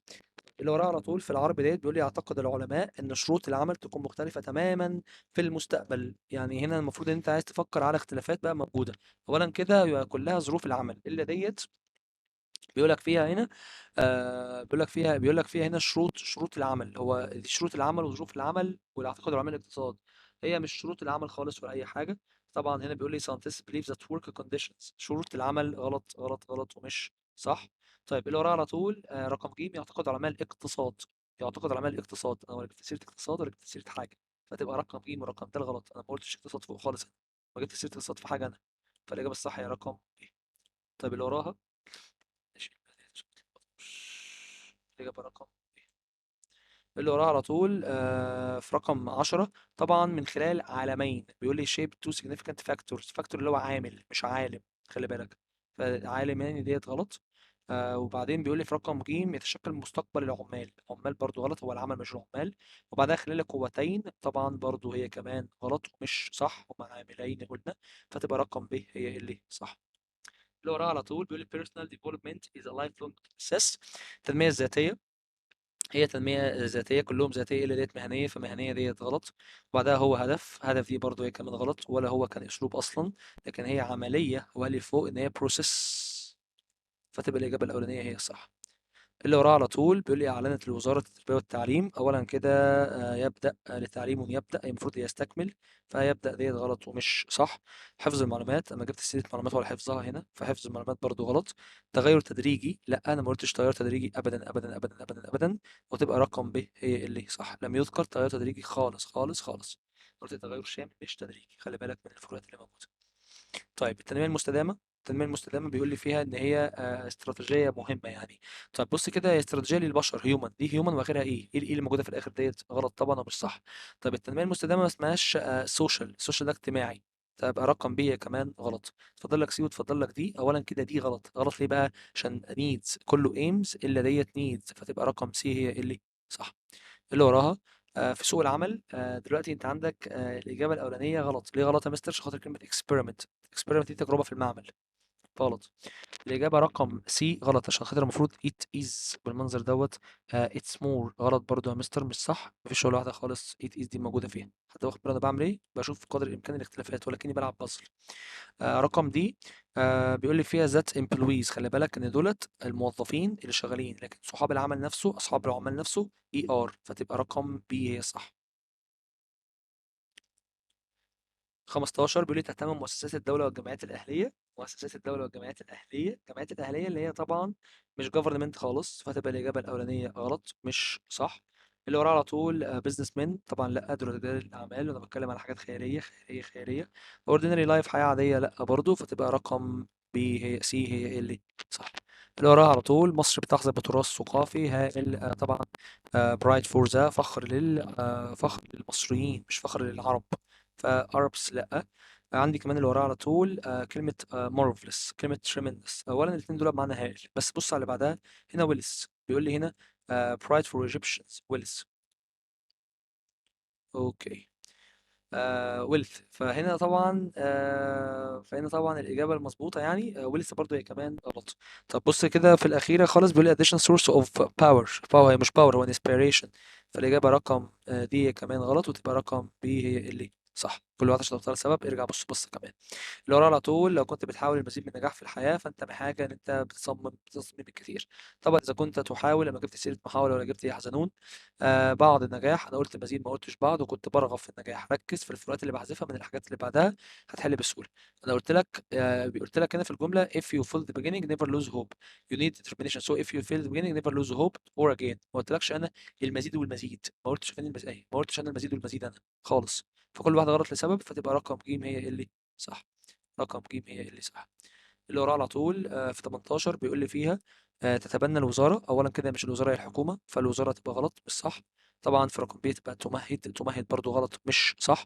ولقد تبنت هي مش ماضي، هي مضارع، فتبقى تتبنى الحكومة رقم دي هي اللي مظبوطة. طيب بدون مشاكل الحياة، بدون الدافع، بدون الدافع في الحياة من السهل. أولا كده مش بدون مشاكل، ده قلب موتيفيشن، موتيفيشن اللي هو الدافع. طيب بدون الدافع من السهل، لا احنا قلنا من الصعب مش من السهل. فرقم ج كمان غلط، وتفضل ب وتفضل د. إيه الفروق بينهم الاثنين؟ من الصعب السعي لتحقيق النجاح وتحقيق السعادة بين الآخرين. أنا قلت السعادة الداخلية ولا جبت سيرة آخرين ولا أخريات؟ تبقى هي سعادة داخلية، تبقى رقم ب هي اللي شكلها كويس وهي اللي مظبوطة. 20 بيقول لي فيها accepting others is highly civilized، طبعا يعتبر للقبول. اولا كده الاجابه رقم 2 غلط، عشان خاطر دي سمه متعصبه، مفيش حاجه اسمها سمه متعصبه اساسا. اللي وراها غلط عشان خاطر كلمه الاحتراس وهو الاحترام. الاخيره غلط عشان خاطر كلمه سيئه للغايه، وهي المفروض تبقى الاولانيه هي اللي صح. اللي وراها على طول بيقول لي انه لو واجب شخصي طبعا هو مش واجب شخصي، هو واجب وطني، فالاولى غلط. الثانيه غلط عشان خاطر كلمه ينمي بلدته، مش بنمي البلده بنمي الدوله. والاخيره غلط عشان خاطر في الحي، لا انا عايز في المجتمع نفسه، فتبقى رقم ج هي اللي صح. اللي وراها على طول بيقول لي بالإضافة إلى الاهتمام. طيب أنا عندي كده الإجابة الأولانية غلط. ليه؟ عشان خاطر ميني برايفت بروجكتس، ركز كده كويس جدا، مش هتلاقي برايفت دي موجودة في حتة تانية خالص غير هنا، وتبقى غلط طبعا. طب الإجابة رقم سي غلط، عشان خاطر ميني انفستمنت، استابليش ميني انفستمنت، برضه كلمة استثمارات جاية بشكل غلط هنا، مش محتاجينها خالص خالص خالص، مش موجودة ولا فوق ولا تحت ولا آخر واحدة. اللي وراه على طول في رقم دي بيقول لي فيها لونج تيرم ساينتفك ريفورم بوليسي. انا ولا جبت سيره بحث مدى علمي طويل البعد، ولا جبت سيره سياسه ولا حاجه، فدي كمان هي كمان غلط، وتبقى رقم بي هي الصح. خلي بالك ده كويس قوي قوي. ظاهرة الأطفال بتشير لحاجة معينة. أولا كده ظاهرة الأطفال ما اسمهاش تشايلد ليبر، ديت غلط، ديت وسائل العمل للأطفال، وهكذا الحال. طبعا نمرة بي أو رقم بي كمان تكون غلط، وتبقى ظاهرة الأطفال. طبعا عندك اتنين ظاهرة، واحده ايكونوميكلي والتانيه مورالي، وانت بتربيهم معنويا، فتبقى الاجابه الاخيره هي الصح والثالثه غلط، عشان ديت معناها اقتصاديا ماليش علاقه بالاطفال بان انا اربيهم بالاقتصاد. 24 طبعا الاجابه الاولانيه غلط، عشان خاطر every knowledge الوحيده اللي موجوده هنا تقريبا. اللي بعدها على طول في النمبر بي هي افكت، كلهم تقريبا افكت الا ديت افكت، فديت غلط خالص خالص خالص غلط خالص مش صح. اللي رقم 4 هي عباره عن there are a lot of minor ديت غلط برضه مش صح، عشان دي معناها المفروض العديد، ومنور دي معناها اقليه، فتبقى letter C هي اللي مظبوطه. طيب تتمتع الكثير من النساء بقدرة أفضل، النساء بتتمتع بقدرة على حاجة تانية. طبعا النساء هو يعني هم مش الرجال طبعا، هم وبعدها أنسب حاجة بعد ما فكرت تعمل كده إن أنت تشيل الموست، عشان خاطر بتتكلم على الكثير من النساء، ما قلتلكش أغلب النساء، هتبقى ميني وومن. الإجابة رقم دي، الإجابة رقم دي. طيب اللي وراها 26. 26 عندي لحد رقم 49. أنا دلوقتي في 26. طيب أصبحت المعرفة. أولا كده المعرفة ديت المفروض تشطب عشان هي الثقافة مش المعرفة، فالمعرفة ديت غلط مش صح. بعدها بيقول لي أصبحت الثقافة المدنية، فالمدنية برضو غلط مش صح. والأخيرة طبعا ورقم ب، أصبحت الثقافة مش الحضارة طبعا، فتبقى رقم ب هي اللي مظبوطة. اللي وراه على طول يجب أن نتوقف عن مجاملة. أنا ما جبت سيرة مجاملة، أنا جبت سيرة انتقاد، قلت لك كريتيكايزنج، فالأولانية غلط ومش صح. طيب الأخيرة يجب ألا تكون سلبي، أمال أعمل إيه يعني؟ يجب أن تكون إيجابي، ما جبت سيرة سلبيات في الموضوع، بقولك تكون بوزيتيف، ركز بوزيتيف. فطبعا ديت رقم دي غلط. فاضل ب وفاضل ج أشك فيهم إزاي هما الاتنين. بيقول لي هنا ثقافة المدنية، يجب أن نتوقف عن انتقاد الآخرين. أنا آسف، يجب أن نتوقف عن انتقاد الآخرين، يجب أن ننتقد. وأنا أنتقد ولا هتوقف؟ لا هتوقف إن شاء الله، تبقى رقم ج هي اللي صح. اللي وراه على طول بيقول لي يمكن يمثل التراث الفكري. انا ما جبت سيره افكار في اي حاجه خالص، ففكري ديت غلط مش صح. احساسا بالحضاره، انا قلت بالهويه مش بالحضاره، فرقم بي غلط. بعدها تراثنا مش لغتنا، فرقم دي غلط، والاجابه رقم ج هي اللي شكلها كويس. طب اللي وراها على طول يجب ان يفكر الشباب، او يجب ان يفكر الشباب في القروض البنكيه ذات فايده. القروض البنكيه ذات فايده المفروض فايده قليله، ففايده قليله اللي هي فايده مصرفيه يعني، فديت لا، وديت كمان لا. ففاضل ب وفاضل مفهوم كلمة المصرفية. البنوك اللي هي منخفضة الفايدة، بيقول لي يجب أن يفكر الشباب بمساعدة القروض المصرفية. يمكن للعديد من الشباب الطموحين بدء مشروعات كبيرة. أنا ما قلتش مشروعات بسيطة، أنا قلت مشروعات كبيرة، تبقى رقم ب هي اللي صح. مشروعات بسيطة، أنا بسوري، أنا آسف، وأنا بيقول لي تو سيمبل، سيمبل اللي هو بسيط، فطبعا تبقى رقم ج هي اللي مظبوطة أحسن منها بكتير قوي، عشان خاطر كلمة بسيطة كمان ونعمل لها هايلايت مخصوص. 30 بيقول لي فيها إن الدولة بتهتم بشيء معين. طيب أولا كده various changes، أولا كده الدولة بتهتم بتغيرات. بص على various هتلاقي كلها challenges لكن مش تغيرات، تحديات، فالأولى غلط. رقم بي غلط عشان enable تعجز على عمل شيء معين، فenable هي كمان غلط ومش صح. اللي وراها على طول بيقول لي فيها في رقم دي، بيقول لي Egyptian citizens، وهو غلط برضو، أنا مش عايز المواطنين، أنا عايز كله، فأنا عايز citizens بس مش عايز Egyptians، قلت المواطنين ما قلتش المواطنين المصريين، تبقى رقم سي صح. واحد يقول لي في فرق، اقول له في فرق كبير جدا طبعا. 31 بيقول لي فيها you must be content، لازم تكون طموح، لكن content معناها سعيد، content غلط. الرقم سي عندي you full in achieving، طبعا ديت هنا المفروض في رقم سي كانت تبقى مركز، مش فيل، مش تفصل، مش تسقط في اختباراتك. عندي في رقم بي كمان، وعندي رقم دي هنا بيقول لي you must be ambitious، لازم تبقى طموح. always motivate yourself, set goals and strive to achieve them in life. when you succeed in achieving what you hope to. عندي aspire وعندي hope، فأفضل إجابة موجودة هنا في السؤال في رقم 31 إن أنا أقول له إن هي معناها aspire to، تطمح إلى فعل الشيء، فتبقى رقم دي هي الصح. 32 طبعا عندي effort exerted، طبعا ده كلام أي عبط مش بينفعش. أنا بقول لك أعمال درامية، أعمال درامية التي تظهر الجهود المخلصة للقيادة السياسية. إيه علاقة effort exerted بقى؟ ملهاش علاقة أبدا بأي شيء. اللي وراها على طول رقم سي the country against enemies. رقم سي the country against enemies، انا ما جبتش سيره اعداء خالص، انا بقول لك من المخاطر، ما قلتش اعداء بعينهم. بعدها بيقول لي national income، ايه اللي جاب سيره الانكم هنا في اي شيء؟ ايه اللي جاب سيره الدخل في اي شيء؟ برضه هو كمان غلط، وتبقى رقم بي هي اللي صح. اللي وراه على طول بيقول لي مش كفايه ان انت تفخر بانجازات اجدادنا، دايما لازم نفخر بيهم اكتر واكتر. اولا كده كلمه civilization حضاره انا مش عاوزها، انا عاوز انجازات مش عايز حضاره. ثانيا كمان عندي فوق our parents، هم أسلافنا وأجدادنا مش أبونا وأمهنا، تبقى الأولى غلط وكمان التالتة غلط. عندي كمان رقم بي هتبقى غلط further والفير، كلهم كلهم كلهم كلهم كلهم كلهم بتتكلم معايا على advancement اللي ديت والفير، فتبقى غلط طبعا. اللي وراها على طول البرنامج الحكومي، لما جبت سيرة حكومي في حاجة أنا قلت برنامج رئاسي، قلت لك ذا بريزيدنت، البرنامج الرئاسي، ومن غير هتلاقي كده كده كلهم رئاسي أساسا. اللي وراها على طول بيقول لي يهدف البرنامج لتأهيل العمل، أما جبت سيرة عمل في أي شيء أنا قلت قيادة. الرقم دي غلط عشان خاطر دي على دراسة الأساليب، المفروض هي تطبيق الأساليب، فتبقى رقم ج هي اللي صح. طيب 35 بيقول لي فيها يلعب الأدوية الحالية. 35 بيقول لي الحاجات الحالية. سوري، تعالى نلغي بقى الحاجات دي اتفتحت بالغلط، بس كده. طيب في رقم 35 بيقول لي scientific research plays an important role in discovering medicines and making sure that we use them best possible. طبعا انت عايز تلغي هنا كلمة الحالية، الحالية غلط خالص مش صح، مفيش كلمة حالية في أي شيء تاني، هي الحالية هنا غلط جدا جدا جدا ومش صح إن انت تفكر تختارها. عندي كمان اختراع وعندي كلمة توفير. هنا بيقول لي ان يلعب البحث العلمي دور مهم في اختراع أدوية جديدة، اختراع غلط وتوفير كمان غلط، الاثنين مفيش أي ذكر لهم خالص، الاثنين ملهمش أي في جمل أخرى. وكمان علاجات سابقة هي كمان غلط مش صح، هي كمان. فاضلك رقم ج هي الوحيدة اللي مظبوطة وهي اللي شكلها كويس وصح. طيب اللي وراها على طول بيقول لي في اللي بعدها على طول إن most parts of the world are severely affected by pollution as a result of global warming is caused increase in amount of carbon dioxide. رقم 36 بيقول لي هنا إن رقم الأولانية تتأثر بعض، أنا ما جبت سيرة بعض في أي شيء. بعدها بيقول لي هنا يزداد، أنا ما قلتش يزداد قلت يحدث. ما دام معظم شعوب العالم، انا ما قلتش الشعوب خالص خالص خالص، فتبقى رقم ب هي اللي صح. 37 بيقول لي فيها لحظة، اوكي نكمل ماشي. 37 بيقول لي some people measure success، بعض الناس بيقيسوا النجاح من حيث الفلوس وغيره. طب مش بيقيس الكثير، هي مش الكثير خالص، فرقم ايه غلط مش صح.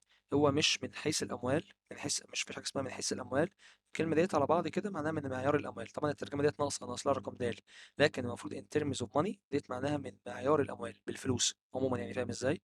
فتبقى رقم ج هي صح، رقم ج هي اللي صح. خلي بالك. ماشي. الحمد لله. اللي وراها على طول بيقول لي فيها يواجه الإنسان الكثير من التحديات لكي يتمكن من تحقيق هدفه المعين في فعل شيء. طبعا طبعا طبعا most challenges، طبعا هي المفروض تحديات مش ترتيبات أو تغيرات، فالأولى غلط مش صح. التانية كمان غلط عشان هي سكيلز، هي مش سكيلز، مش سكيلز زيت، فالتانية هي كمان غلط. عندي التالتة والرابعة، الرابعة غلط بقى عشان خاطر عندي ريليف، هي مش ريليف خالص خالص خالص، هي اتشيف، فالإجابة رقم سي هي اللي شكلها كويس ومظبوطة. 39 39 هنا بيقول لك هل تعتقد ان كذا كذا كذا كذا، لما اقرا الجمله هيقول لي ذات civilization، انا بتكلم على علماء مش بتكلم على الحضاره، فcivilization غلط مش صح. عندي رقم دي الاخيره هي كمان civilization برضو غلط مش صح. عرفت كلمه واحده، عرفت التركيب civilization اللي هي العلماء. it supported هي affected بتؤثر مش بتدعم، فتبقى رقم سي هي اللي مظبوط. اللي وراها على طول 40 بيقول لي يفضل اصحاب العمل الموظفين المؤهلين المهره، الموظفين اللي هم شغالين بشكل كويس جدا جدا جدا. اصحاب الشغل مش اخرها اي اس، اصحاب الشغل اخرها اي ار، فديت غلط. وعندي كمان الباقي مظبوط، عندي بي وسي ودي. اولا كده رقم دي غلط عشان انيبل، انا محتاج ان هم يشتغلوا مش انيبل، هم ايبل كلهم ايبل الا ديت enable. طيب رقم بي غلط ليه عشان خاطر ار sufficient، او انا عايز profession، انا عايز ان هم مهرة يعني كويسين، فتبقى رقم سي هي اللي مظبوطة لاجل وجود كلمة professional. 41 البيئة بتتأثر بفعل حاجة معينة، طبعا ده بيئة the environment is مفيش حاجة اسمها is affecting by the human، دي مبنية للمجهول، فالمفروض كانت تبقى is affected، فالأولانية غلط. التالتة على طول the environment is infected، البيئة مش بتتعدى، فتبقى رقم سي غلط مش صح. طب الأخيرة بيقول لي human creativity، طبعا برضه هي كمان غلط، أنا عايز activity غلط، فتبقى رقم بي هي اللي مظبوطة وهي اللي صح. طيب اللي وراها، اللي وراها لقد تأثر المناخ في كل أنحاء العالم بالاحتباس الحراري الذي يعاني منه الكثيرون. بص ديت هنا، أولا كده ديت expecting، ديت يتوقع، فديت غلط ومش صح مبدئيا يعني. أنا عايز أقول لك اللي هو بيعاني منه الناس، بيعاني منه اللي هو experience، ده معنى بيعاني، ده معنى ان هو بيعاني منه الحاجه، الناس بيعانوا منه عموما. فطبعا افضل اجابه موجوده هنا، افضل اجابه موجوده هنا هي رقم بي، اللي هي به يعني. global warming which many people are experiencing has affected climate worldwide. Do you think the man face dangerous phenomenon؟ افضل اجابه موجوده هنا هي اللي هو التحدي اللي بيواجهه مش اللي بيتوقع. طبعا ديت مناخ وديت مناخ، لكن الاحتباس الحراري هو global warming. خلي بالك بتكلم على احتباس حراري، ها اهو فوق اهو، احتباس حراري. 43 بيقول لي فيها يؤكد معظم الخبراء ان كذا كذا كذا كذا. اولا كده رقم ب غلط عشان خاطر غير مهم، ملهاش علاقه خالص. ورقم ج غلط عشان بعض، ورقم د غلط عشان خاطر شخصيه، يبقى شخصيه لا.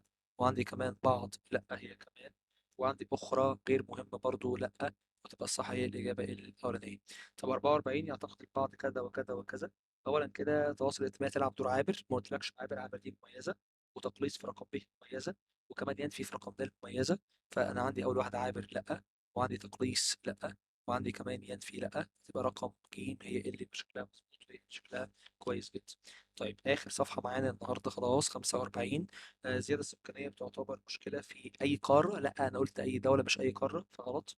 بعدها قلت لك على طبيعة الوظائف، فطبعا رقم ج هي كمان غلط. من أكبر المشاكل لأ، ديت من أخطرهم مش من أكبرهم، فتبقى رقم ب هي الصح. اللي وراه على طول البحث العلمي بيلعب اكتشاف بأرخص الطرق، ما جبت سيرة ولا رخص ولا غلو. أرخص غلط. بعدها اختراع غلط برضو هي كمان، أنا قلت اكتشاف مش اختراع. بعدها عندي العلاجات السابقة، ايه علاقة العلاجات السابقة بيها؟ ما كنتش عملت حاجة أساسا ببحث علمي، فتبقى رقم ج هي الصح. الإدمان يعتبر من أشهر، هو مش من أشهر هو من أخطر، فتبقى أشهر وأشهر غلط مش صح. وعندي استعمال التكنولوجيا لا، هي إدمان التكنولوجيا، فتبقى رقم ب هي الصح. اللي وراها لم يعد الناس ولا يزال الناس، طبعا